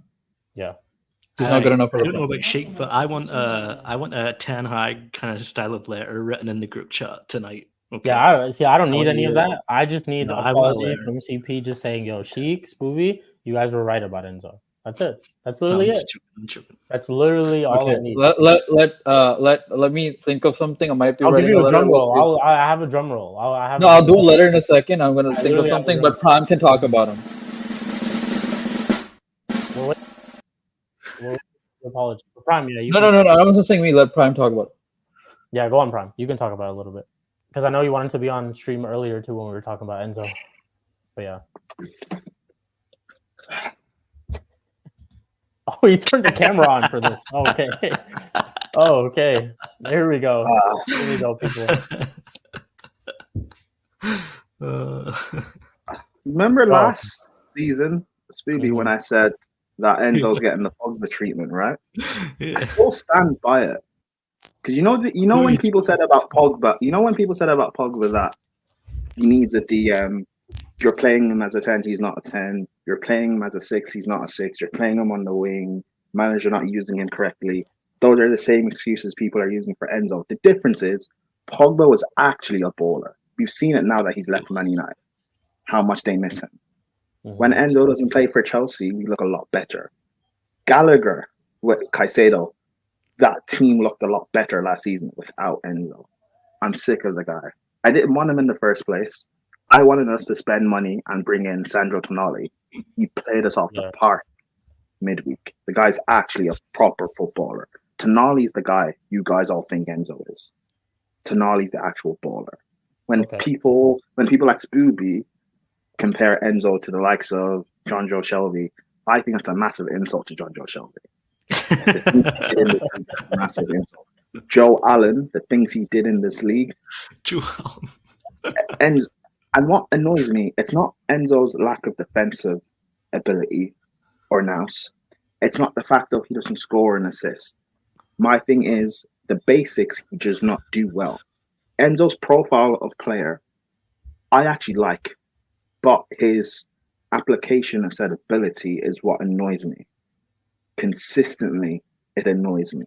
The second half against Wolves, second half against Brighton, I think he had good halves in those 2 games.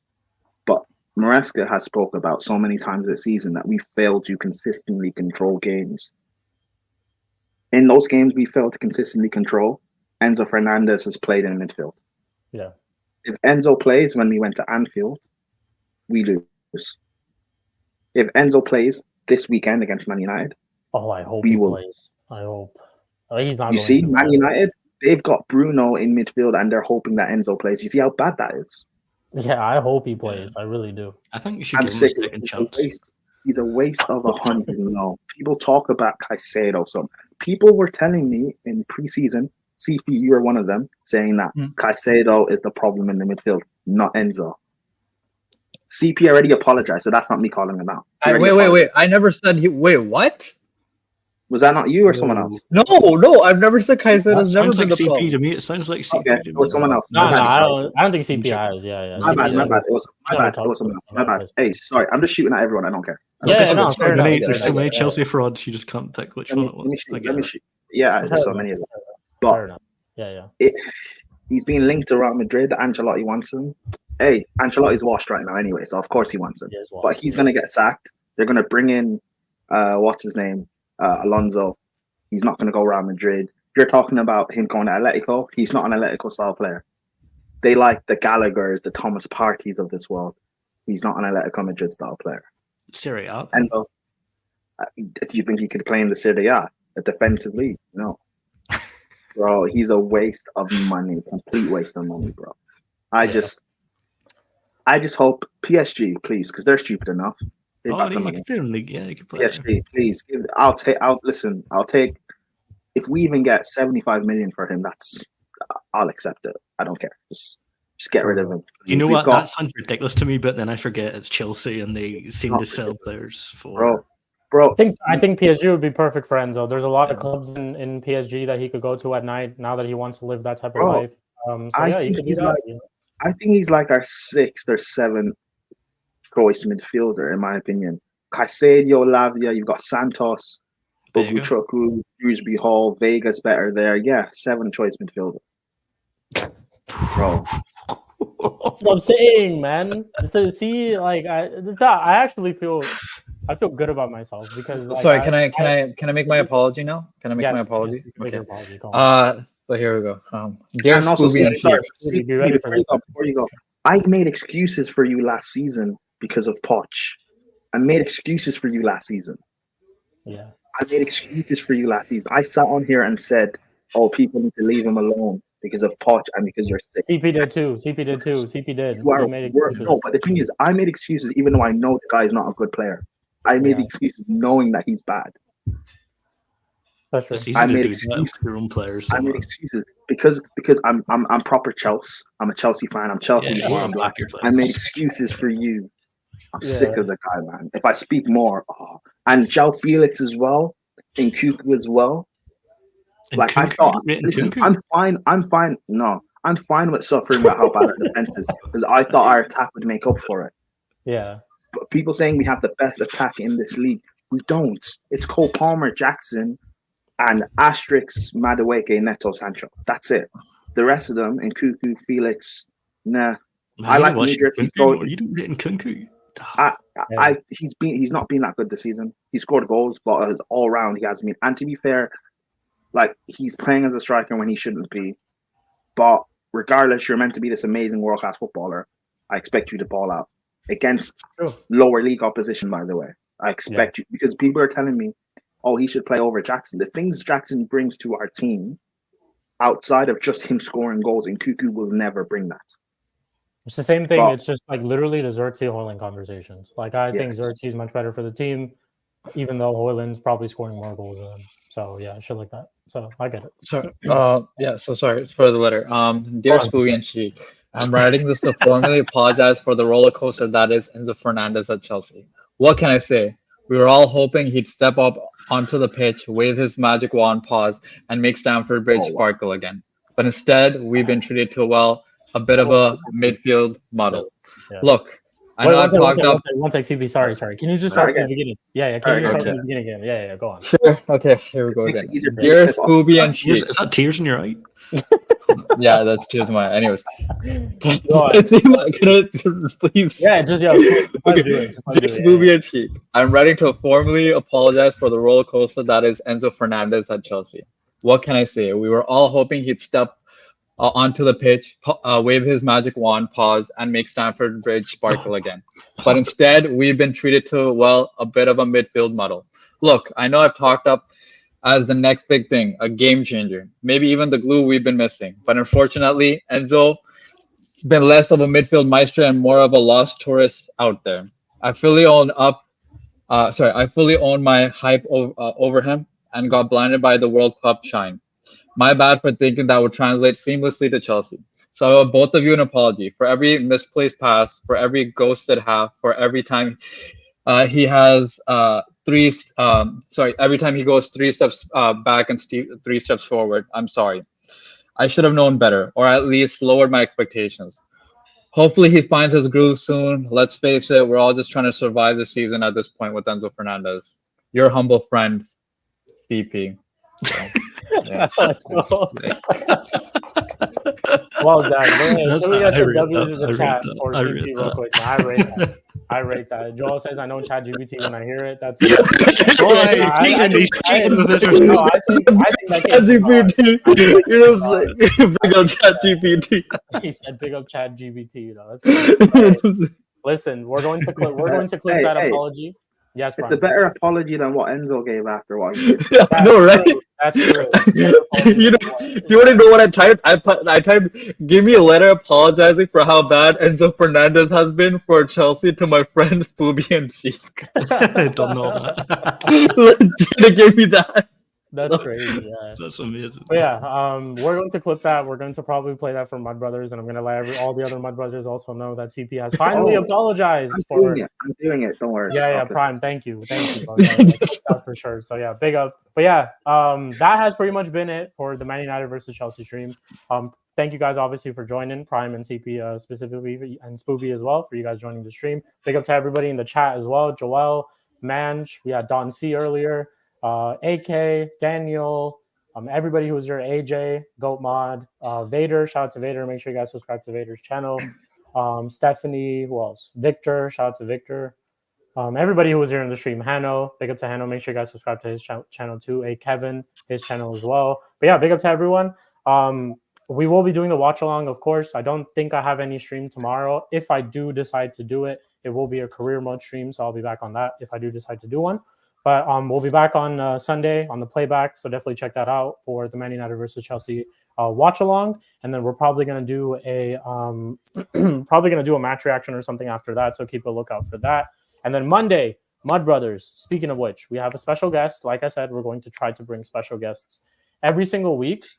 He will be making his appearance to the channel for the first time. Carefree Lewis will be on Mud Brothers on Monday with the panel, so we'll be discussing the Chelsea game, the Man United game, and all that type of stuff with CP. So CP is gonna have some backup. So United, please fucking win, because I know if Chelsea win, Lewis is definitely going to he's going to send for me. So it is what it is. But big up. Thank you guys all for tuning in. Before we do close out, though, of course, Spoobs, do you have anything coming up or anything you want to shout out? No, just everyone sub to Shik TV.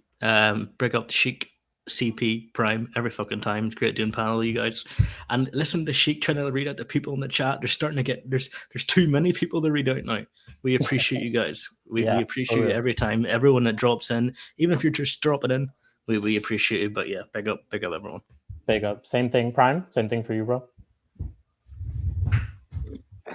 He's making a clip right now of me apologizing. I fucking know it. I know it. He's laughing because I know this man. I know when he clips up people, that's why he's busy. That look that Prime has on his face right now, that's the look of someone in the lab. That's someone that's cooking something. Yeah. It's not even that. Carefree Lewis G. If you go to Old Trafford and we don't win, he's not going. He's not going. I told him he's not going. He is going. If you go to Old Trafford, he is going. Yeah, I think he is going. I was gonna try to get a stream on. On Sunday with him, but he told me he was gonna go to the game. I'm going to treat you, Paul's worse than I treated Reece James the past 2 years. Oh, tell me about it. Tell me about it. We better not lose now. You know what? I totally forgot about the. He's a curse. He's a curse, dude. He's a fucking curse. He's like United Trade, dude. He's like United Trade, man. Lewis, if you're listening, bro, safe travels, bro. For the game. Yeah. Safe travels. I actually texted him that too. I said safe travels. I hope you miss your train, Lewis. I hope you don't make it United. I hope you don't make it United. See how I treat our players. I have no shame. Also, that game I hope he misses his train, man. Straight up. Nah, he won't miss his train. I'll personally drive to London and drive him back up. We'll make sure Lewis gets to the game, man. We'll make sure he doesn't miss the game. You know? Sorry, one last thing. I'll hit up Flawless. I'll make sure Flawless makes sure that Lewis travel is completely fine. Yeah, we'll make sure that Lewis' travel is all taken care of, all accommodated. He doesn't have to worry about a thing. So he just needs to watch the game. That's really just it. Sorry. One last thing for any of the Man United fans. Literally, Sporting is playing right now. Amran's managing his last probably game for Sporting or last 2 games for Sporting. So if anyone wants to watch, should be starting right now. So, and when's the Champions League? Is that next week? Yeah, this coming week. Yeah. That's coming week. So next week, speaking of which, same thing that CP is saying. If you really want to see how Ruben Amorim's team sets up, they're going to play Manchester City in the Champions League. So definitely tune in for that. I know I will be. Matter of fact, I might actually just do a watch along that day for that game. Wait, what do you mean? When is he going to be United manager? So he's 11th of November, basically at the start of the international break. And then his first game in charge will be Ipswich away for us. But then he has a game against Braga. He has a game against Braga, and he has a game against Manchester City that he still needs to coach. Yeah. Ducking the Chelsea test, yeah? I hear it. Hey, it's okay. I mean, he'll be there at the Rid. You were Mr. Negative, and now he's ducking the Chelsea test. Okay, Prime. Okay. I don't have shame. Well, he ducked Chelsea just in general, because he rejected y'all's club. So it is what it is. So it is what it is. But no one actually got involved. Anyways, big up. Yeah. Before we do close out, like I said, Prime, if you have anything you want to shout out, definitely shout it out, bro. If you do, but why are you laughing? Oh my god! Bro. Get Lewis to OT. Get him to OT. Let's go, Lewis. Yeah, man. This is how we're going to Lewis to OT. That's what we're gonna do. Yeah. Go on, after the game on Sunday, you can find me Monday. I'll be live streaming when I rush Lewis, so you can watch that. I'll be on Casually FC for the review. I'll be on Lewis's channel for the review, and I might make a new Twitter account for Lewis. Who knows? Who knows what? I don't even know. Who knows? Hell, who knows? Hey, all of this will happen if Man United beat Chelsea. So if they don't beat Chelsea, no. If Chelsea don't win and Lewis goes to the game, okay. So even if Prime, it's a draw, this will happen. Say Chelsea does hammer us, then what? Like, who's coming for you then? Like CP? Is that CP's job? Yeah, it will be. It will be my. Hey, wait. So I'm a Chelsea fan. If we win, I'm going to celebrate Chelsea. Yeah, but you're sitting here being like, "Oh, I don't know if we're going to win." Yeah. Come on. Anyway, Shik, end the show. All right, yeah. So big up to everyone. Like he said, check him out on Casually FC. Shout out to Marshall every single time. Definitely subscribe to Casually FC if you haven't already. I don't know what you guys are doing, but yeah, great show. Thank you guys for obviously being on. Big up to the chat as well every single time. Make sure you guys did subscribe and like the video. And yeah, turn on the notification bell so you know every single time we go live. Watch along on Sunday is probably, or tomorrow is probably when you'll see me next. And then my brothers will be back where Spooby, myself, CP, and Lewis will be on the stream along with Eli and De Niro. So big up to everyone. Hope you guys have a great rest of your Friday, and we'll catch y'all in the next one. Big up. Well, long have gone the days where I don't have to say Ten Hag out anymore, man. This feels great. I'm going to change